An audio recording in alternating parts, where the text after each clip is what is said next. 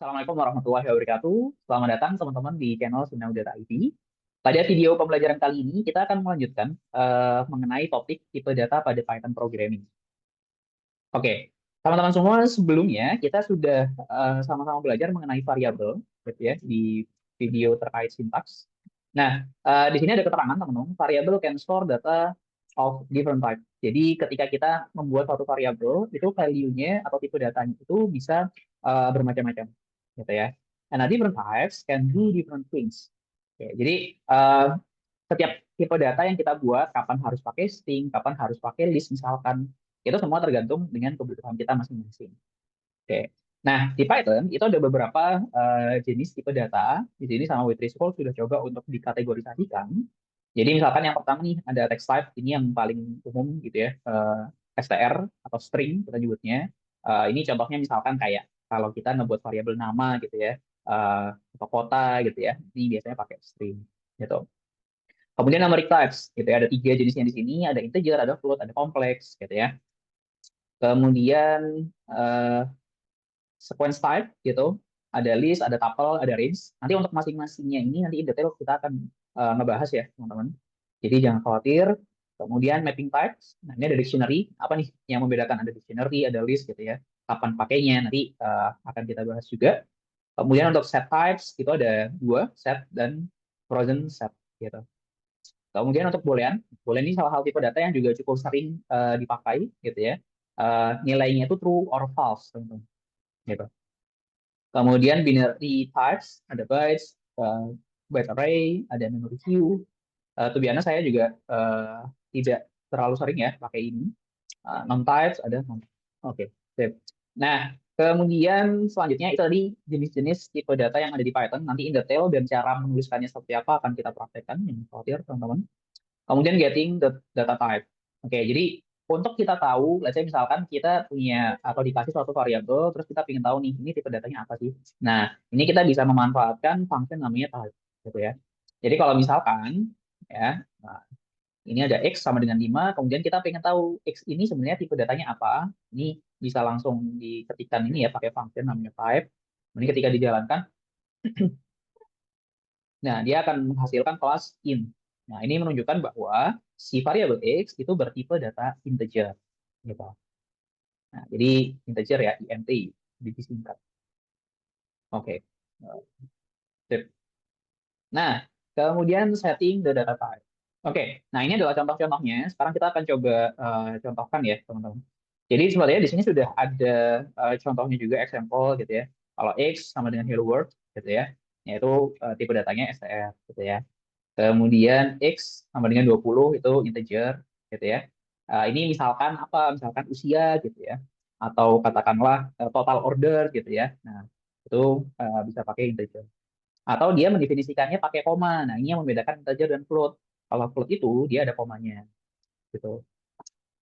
Oke, kemudian kompleks.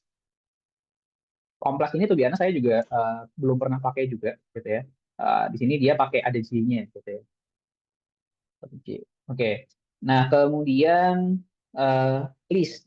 Sebenarnya sederhananya list, kemudian tuple gitu ya. Dia tuh bisa menampung beberapa jenis eh, value dalam satu kesatuan gitu. Nah, yang membedakan antara list dan tuple, dia di sini pakai kurung siku gitu ya. Jadi katakanlah X ini adalah kumpulan buah gitu ya. Jadi di sini ada apple, banana, cherry gitu ya. Nah, kemudian di sini ya yang menjadi khas dari list itu adalah kurung siku gitu. Nah, bedanya sama tuple apa gitu ya? Itu adalah dia buka dan tutupnya itu pakai kurung oval gitu ya. Itu aja yang membedakan gitu ya. Jadi secara bentukannya itu mirip-mirip ya. Cuma yang membedakannya antara dibuka dan ditutupnya pakai kurung oval gitu ya kalau tuple gitu. Kemudian range. Nah, ini sebenarnya dia kalau misalkan ini ya, nanti ini kita bisa coba try.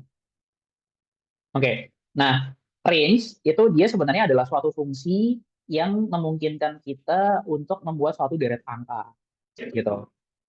Jadi sebenarnya kalau misalkan anggaplah ya, ini kita coba eh, komen dulu. Oke, kita coba di sini. Katakanlah kita mau bikin list number gitu ya. 0, 1, 2, 3.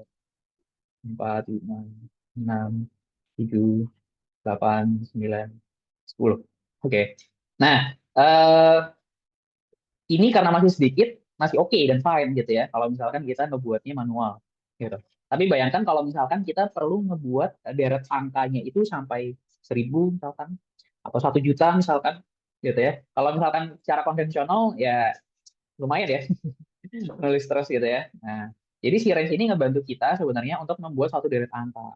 Sebenarnya nanti di spesifik materi iterasi atau loop, kita akan belajar mengenai for. Salah satu jenisnya itu adalah for gitu ya, for key misalkan. Kita coba dulu tadi, sorry, belum saya execute ya.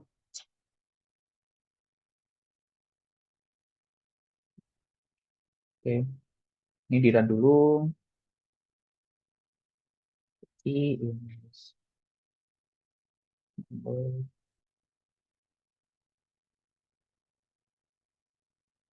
Oke.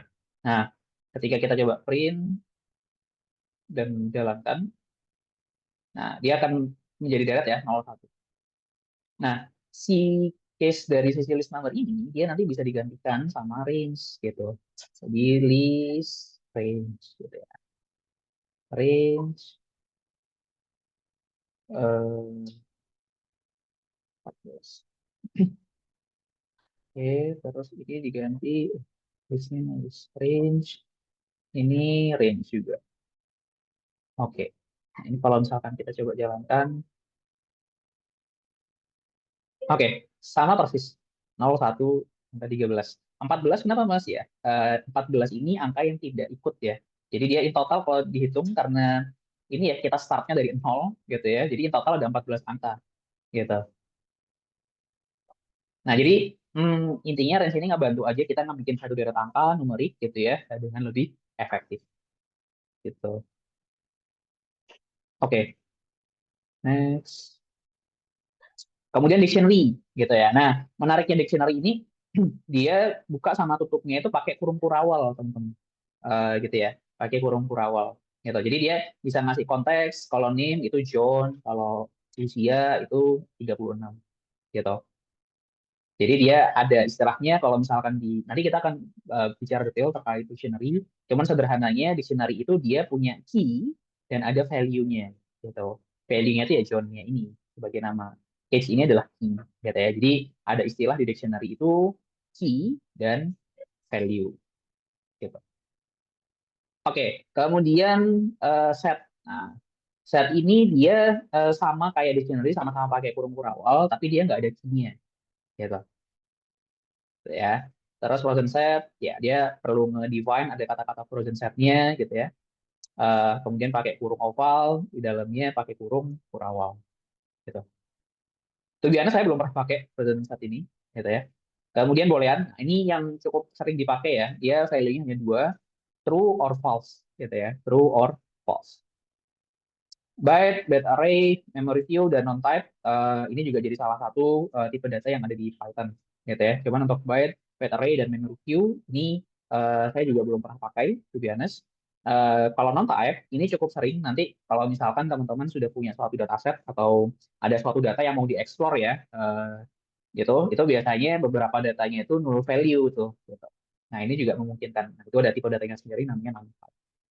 Oke, kurang lebih seperti itu. Jadi eh, sebenarnya cara untuk ini ya, cara untuk ngebuatnya cukup mudah, teman-teman. Kemudian untuk mengklasifikasikannya harusnya cukup ini ya. Mungkin yang teman-teman khususnya buat yang di awal ya, saya sarankan cukup untuk memahami teks atau string gitu ya, numerik, integer dan float gitu.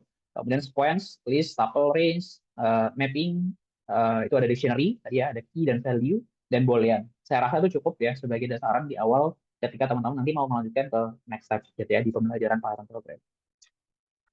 Oke, selanjutnya ini eh, konteksnya gitu ya. Kita juga bisa ngebuat suatu tipe sorry, mendefinisikan suatu tipe data itu langsung eksplisit gitu ya. Jadi kalau misalkan ini let's say yang pertama ya, contoh yang pertama, dia hello world gitu ya. Sebenarnya kan tadi ya, dia bisa aja nih langsung gitu ya. Tapi juga bisa aja kita kasih state kalau ini adalah string. Tapi ini nggak common sebenarnya teman-teman. Karena kalau misalkan balik lagi ke salah satu manfaat atau keunggulan dari Python, dia cukup adapt ya, cukup mudah untuk memahami hal-hal yang sederhana. Bahkan kita cuma tuliskan aja hello world pakai ketik, itu dia udah bisa menerjemahkannya. Oh, ini string, gitu, gitu ya. Cuman in case ini sebagai wawasan tambahan. Oke, mungkin itu ya terkait topik data type di awal. Nanti karena ini menurut saya bahasan in detail masing-masing tipe datanya cukup banyak, mungkin kita akan bagi ke beberapa. Oke, jadi sementara kita cukupkan sampai di situ untuk high level tipe datanya. Monggo teman-teman kalau mau melanjutkan in detail di tiap-tiap tipe datanya kita akan bahas di video pembelajaran selanjutnya. Sampai ketemu teman-teman di video pembelajaran selanjutnya. Semoga video ini bermanfaat. Terima kasih.